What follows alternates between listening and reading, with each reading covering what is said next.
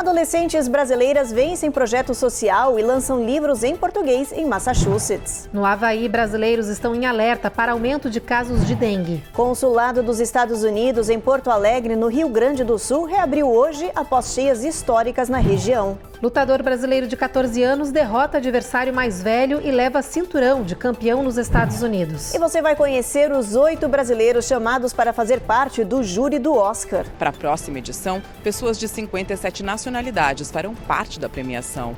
E entre os novos nomes vão estar 8 brasileiros.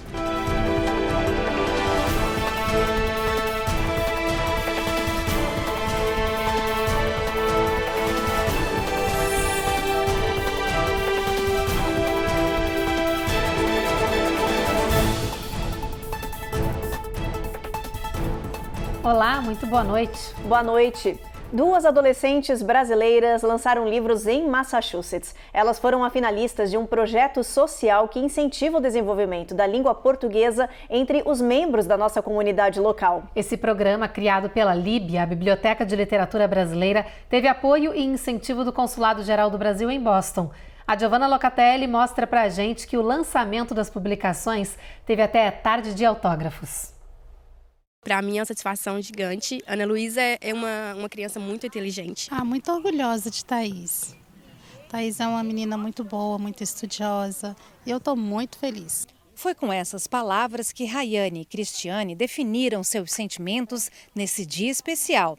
As filhas Ana Luísa e Thaís, 2 adolescentes brasileiras, realizaram o sonho de se tornarem escritoras e lançaram o primeiro livro. Ana Luísa contou a experiência de chegar aos Estados Unidos em uma viagem cheia de desafios e medos, mas com um final feliz e de esperança. Eu estou muito feliz, fazer parte desse projeto e tendo um livro.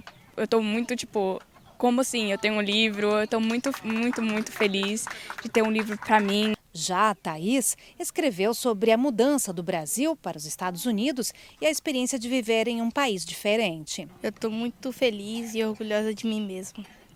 Você acha que você pode ser um exemplo para outras crianças? Acho, porque, todo mundo tem um futuro na vida e eles podem perceber que eles podem ser igual a mim. Eles podem ter o mesmo sonho que eu. E teve até tarde de autógrafos. Eu acho fantástico, porque assim é menos celular, menos televisão, menos tela. E é muito importante para o crescimento cognitivo de uma criança ela ler. As 2 foram finalistas do projeto Escritor Mirim, desenvolvido pela Biblioteca Infantil de Literatura Brasileira, a LIB. Crianças de até 12 anos são incentivadas ao desenvolvimento da escrita e da língua portuguesa. E os melhores textos viram livro ilustrado. Esse projeto é muito importante justamente para dar essa alegria para os adolescentes, que a gente sabe que é tão difícil manter a leitura nessa faixa etária, mas mostrar para eles, que o livro, além de ter vários poderes, como trazer um vocabulário novo, fazer o cérebro trabalhar mais, ele também traz essa questão de te dar um título de escritor. Projeto tão importante para a nossa comunidade, elas podem se espelhar e ver que há oportunidades, e elas também servem como meu modelo para os demais alunos, demais pais, da importância do português. O projeto teve o apoio do Consulado Geral do Brasil em Boston, que subsidiou a impressão das publicações. E é um projeto belíssimo que nós esperamos poder continuar apoiando, porque realmente precisamos preservar a língua portuguesa, não somente como língua de origem e de herança, para manter esses laços, esses vínculos com o Brasil. E as comemorações dos 5 anos da Biblioteca LIB e também o lançamento do livro das escritoras adolescentes vieram aqui para dentro da biblioteca, onde todos puderam conhecer as novas instalações. A Biblioteca LIB comemora 5 anos e é a primeira do gênero na Grande Boston. Qualquer pessoa pode frequentar o local de graça e as escolas podem fazer visitas agendadas. Que demais! Bom, mudando de assunto, o número de casos de dengue nos Estados Unidos disparou e acendeu o alerta vermelho de surto aqui no país. Já são mais de 2.000 casos no território americano, incluindo no Havaí, onde centenas de brasileiros gostam de passar as férias de verão.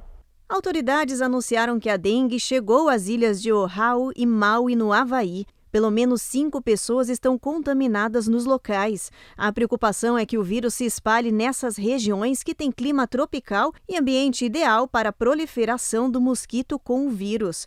Agentes de saúde estão pedindo que os moradores tomem medidas de precaução, como jogar fora água parada em baldes e plantas, usar repelentes para impedir que a doença se espalhe e que mais mosquitos contaminem moradores e turistas. Este é o período do ano que as ilhas do Havaí ficam lotadas de turistas, entre eles brasileiros. Até agora, os Estados Unidos já registraram cerca de 2.241 casos da doença. O número supera a quantidade de contaminados do ano passado. As autoridades sanitárias correm para evitar um surto no território americano, com ações para controlar a população de mosquitos nas áreas de risco. Entre os sintomas para quem contrai dengue estão febre, dor de cabeça, náuseas, vômitos, feridas e dores no corpo. Recentemente retornei do Brasil e acompanhei toda essa agravante de dengue, principalmente no bairro onde eu nasci, na zona oeste de São Paulo, no bairro de Pirituba. E eu tomei todas as medidas cabíveis para não contrair o vírus e trazer aqui para a ilha. No momento, os registros de casos por aqui são baixíssimos, em média de 5 casos, e que vieram através de viajantes do Brasil, da Ásia ou África. O Consulado-Geral dos Estados Unidos em Porto Alegre anunciou a retomada total das operações de rotina. Essa retomada vem após a devastação do estado com as chuvas históricas que inundaram a capital e quase metade das cidades lá do sul do país. Com isso, o dia de hoje, 1º de julho, marcou a reabertura ao público para atendimento presencial. Agora, os solicitantes de visto já poderão agendar entrevistas por meio do sistema online. Além disso, o consulado na capital gaúcha permanece disponível 24 horas por dia, 7 dias por semana, para fornecer serviços de emergência aos cidadãos norte-americanos e gaúchos com dupla cidadania. Mais informações sobre a retomada dos serviços lá em Porto Alegre podem ser encontradas no site do consulado.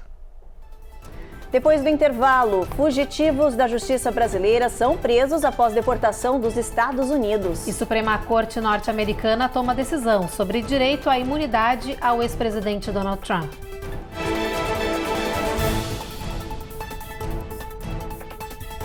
Américas no Ar. Oferecimento Rejab Ship. Melhore agora a sua qualidade de vida. Uninter, a melhor faculdade para brasileiros nos Estados Unidos. Acesse uninteraméricas.com e inscreva-se já.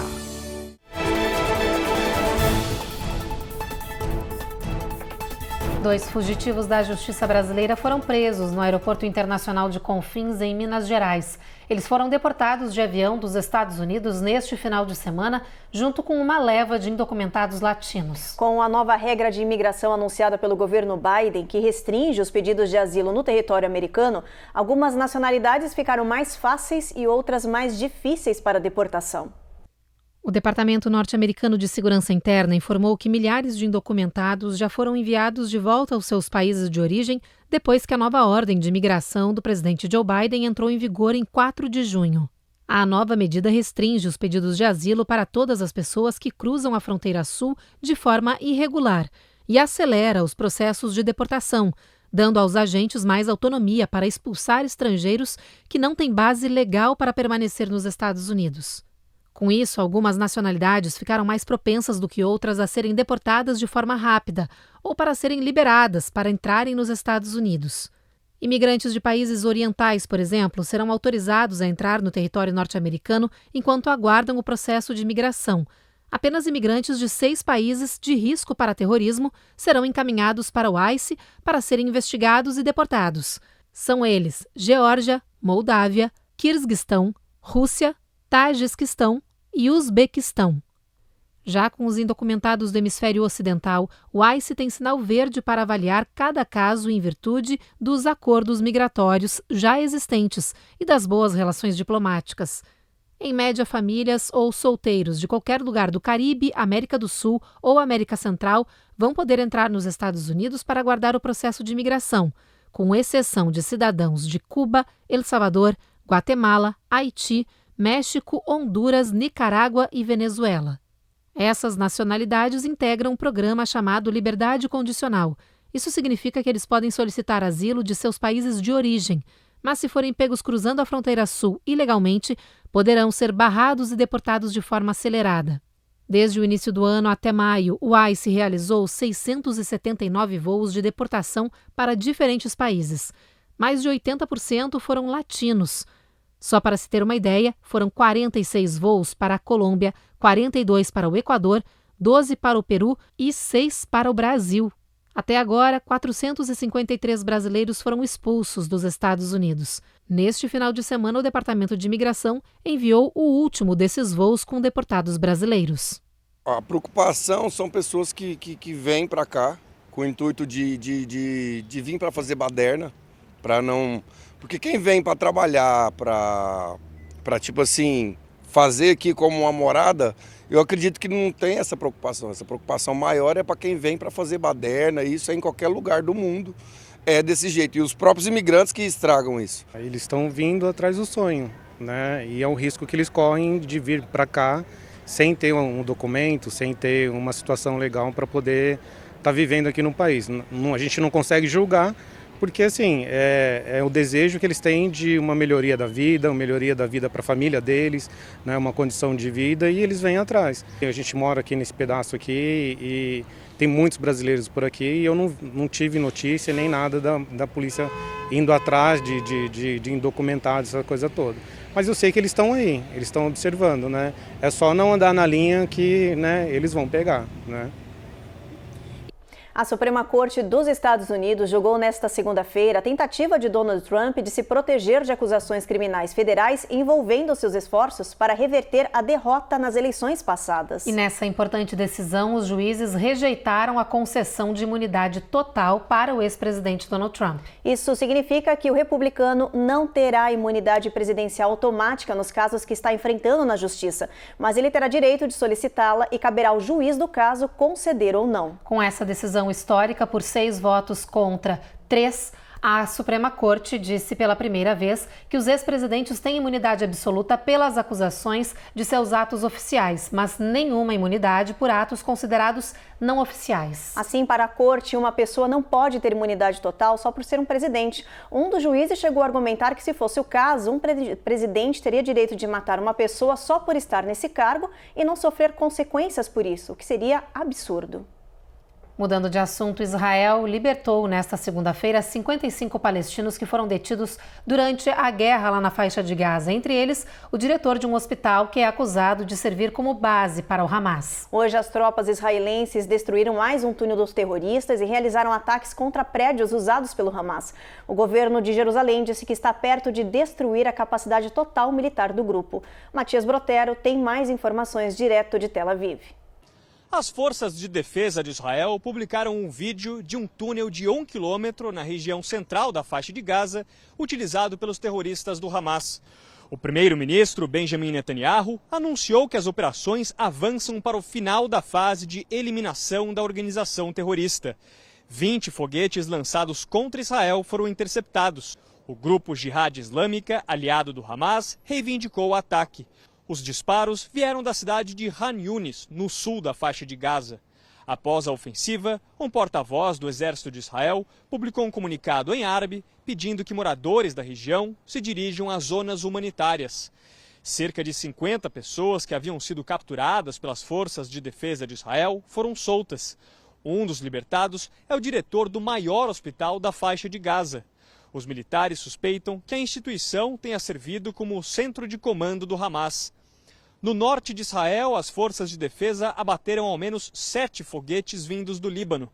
Um vídeo mostra bombardeios da Força Aérea contra alvos militares do Hezbollah, grupo que tem apoio do Irã. Matias Brotero, de Tel Aviv, para o Américas no Ar. No próximo bloco, o tricampeão brasileiro de jiu-jitsu inicia a jornada vitoriosa aqui nos Estados Unidos. E a gente mostra quem são as árbitras brasileiras que vão estrear em campo hoje pela Copa América.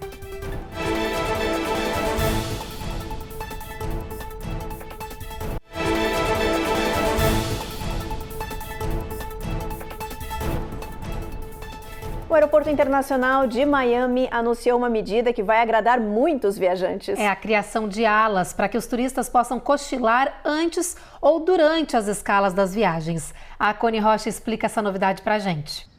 A ideia é oferecer mais conforto para os milhares de passageiros que passam pelo Aeroporto Internacional de Miami diariamente. Serão 2 centros de descanso, um no terminal norte do aeroporto e o outro no terminal sul. Os quartos de 34 pés quadrados terão cama, sofá, Wi-Fi e até bloqueador de barulho. Os passageiros em trânsito com bilhetes aéreos podem alugar os quartos por $30 a $60 a hora.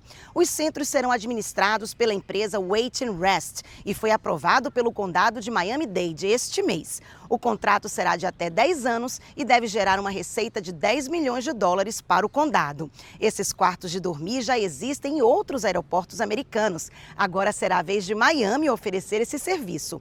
Uma pesquisa popular apontou que os passageiros aprovaram a ideia, que deve entrar em vigor ainda este ano e melhorar muito a vida dos cerca de 140 mil passageiros que passam pelo Aeroporto Internacional de Miami diariamente. Uma excelente ideia, eu mesmo dormiria sem nenhum problema, é muito interessante. Eu dormiria, é um lugar mais acessível, né? Até o voo atrasou, tem um lugar para deitar, em vez de ficar deitado no chão ou na cadeira desconfortável. Seria um bom local. Às vezes eu ir para o hotel e voltar, ia me atrasar demais, não ia conseguir descansar, então no aeroporto seria muito melhor para mim, né? No caso. O assunto agora é esporte. Um brasileirinho de 14 anos que já é tricampeão de jiu-jitsu no Brasil virou destaque aqui nos Estados Unidos por causa de um feito incrível. Ele derrotou um americano 3 anos mais velho do que ele no torneio de MMA de artes marciais em solo. A repórter Eloaura Zey mostra pra gente que o brasileiro conquistou o título de campeão e o cinturão da categoria adolescente. Hoje é nós, amanhã é nós. Há quem sonhe alto, há quem viva nas alturas e há Alisson Marcelino, também conhecido como Alisson Pitbull, que faz os dois. O jovem natural de Roraima, de 14 anos, já subiu diversas vezes ao lugar mais alto do pódio, 3 delas no Campeonato Brasileiro de Jiu-Jitsu.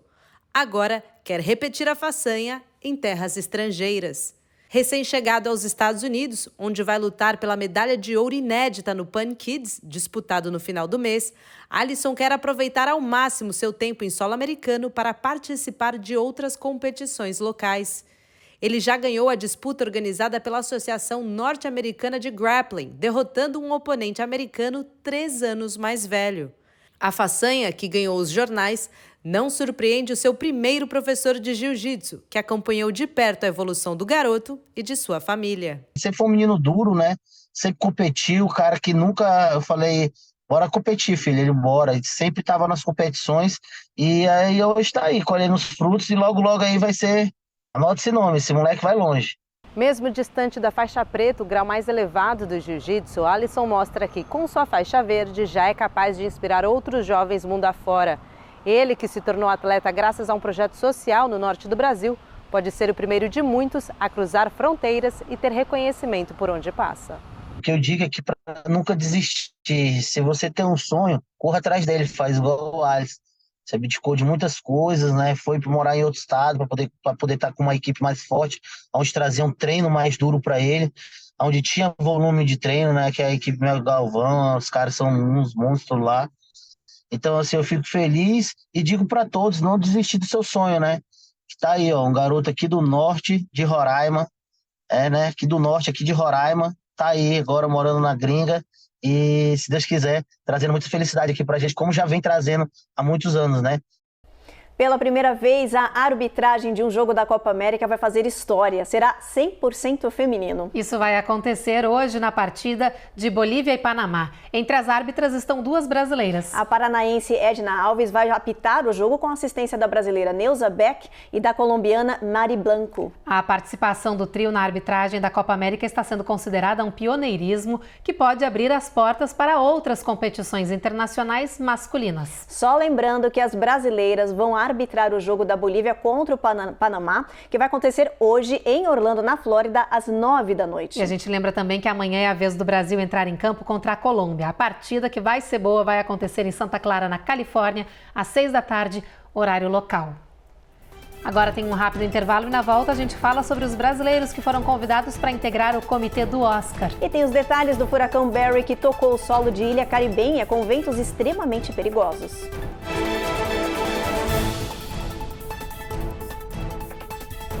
Américas no Ar. Oferecimento Rejab Ship. Melhore agora sua qualidade de vida. Uninter, a melhor faculdade para brasileiros nos Estados Unidos. Acesse uninteraméricas.com e inscreva-se já.